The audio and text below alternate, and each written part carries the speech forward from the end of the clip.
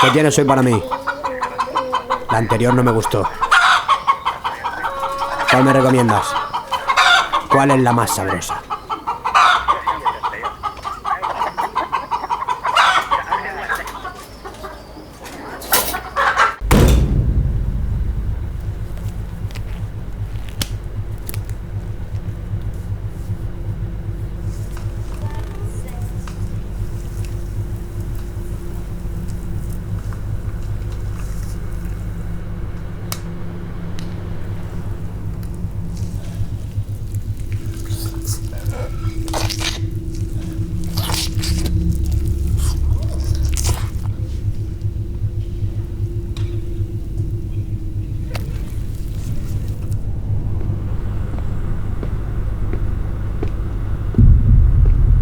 Las mujeres víctimas de la prostitución son tratadas como carne cruda.